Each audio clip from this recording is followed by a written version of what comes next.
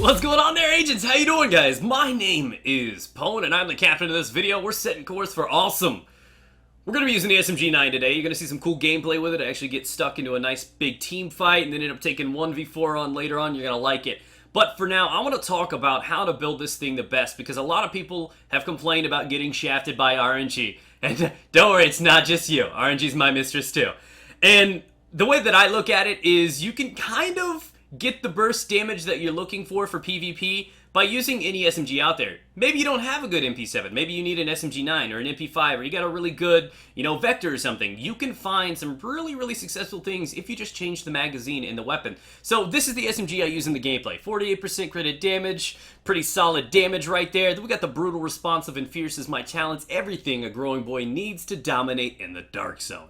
Now, what changes this gun is these guns are absolutely great. MP5s and stuff, super good for the long fight, great for PvE. But in this current meta, it's all about standing in triage pools and healing, and that happens so frequently, you need more burst and quicker damage, and that's how you kill people right now. So what you do is you sacrifice magazine capacity in your extended mag, and you go for something like weapon damage and rate of fire, or probably crit hit damage and rate of fire would be really acceptable too. And that's what I use, and that's where I found my success with this gun. So it's not as good as the MP7 in the end. It honestly isn't, but it's a great substitute. And those other guns can become a little bit more acceptable in PvP too by making this slight change. The catch though, the only way that this works and you get the damage and burst you need is by wearing one of two builds. One of which is the Firecrest 3-piece build. This allows you a very quick reload speed, allowing you to stay in the fight, because this gun's only got 32 rounds. That's not the greatest, and with rate of fire, you burn through that with ease. And you don't want to get caught on a 2-3 second reload, because then they're going to have that time to heal.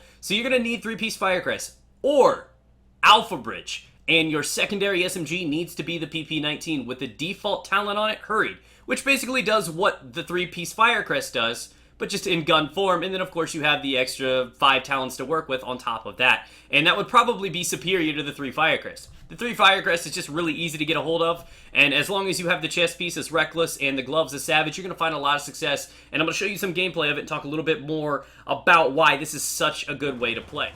Alright, since we're being honest with each other, the SMG9 was my first. I'm a little stuck on her. The very first high-end that I ever experienced inside of this game. So we have some history, and I've always been a big fan of this weapon. People will know that it's my favorite. I know it's not as good as the MP7. It was never good as the Vector way back in the day, but it's always been an acceptable weapon, and you can still punish people for it. I had gameplay up a couple days ago. I'll leave it down in the description below if you guys want to check it out. It was a gameplay where we just did this massive PvP fight against like the whole server, and I was melting people with the SMG9, and everybody kept asking, how are you doing that?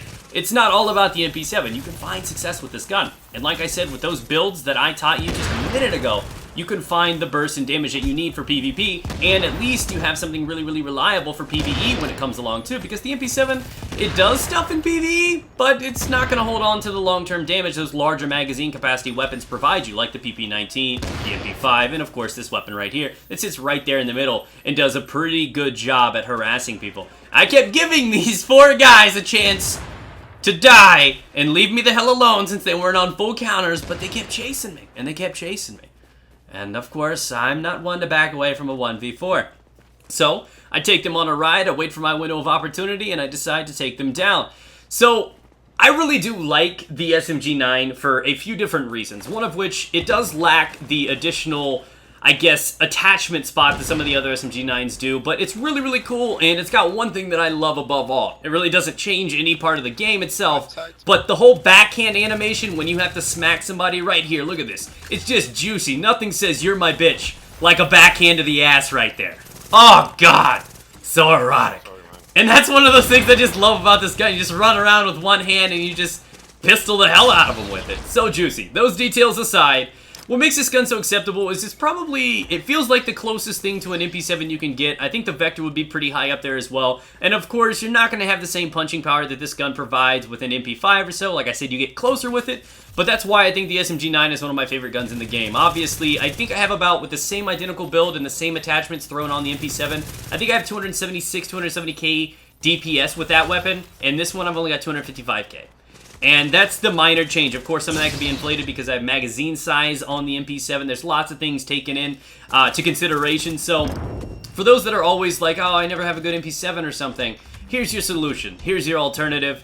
And it can be really, really cool if you know how to use it properly. And as you can see, the reloads for me are just ridiculous. I just keep putting the pressure down, harassing them, reloading, pumping in most of the mag, reloading, pumping in most of the mag, and it keeps me in the fight, and I can peel them down before they die. Again, the MP7 is generally a little bit more reliable because of its burst, and I can often kill one guy before even having to reload, but this one is still pretty boss in its own way. So for a baby MP7, this is the way to go, and it's honestly my favorite gun in the game just because it's got a lot to deliver. May not be king of the castle, but, you know, it's pretty badass in the end. So thanks for watching, guys. Hopefully you guys enjoyed the gameplay. Hopefully I've taught you a little bit about how to build this thing and how to find success with the SMG9. Take these tips that I've taught you. I'm going to dick around and mess around and try to do similar things with things like the MP5 and talk about how I think they fare. This is about as close as you can get to an MP7, in my honest opinion, and you just got to build it just right, though. So we managed to survive that, get out of that situation with the help of some NPCs and that other group that we killed prior to. I managed to survive this fourth and final guy. Oh, yeah. The clutch bang.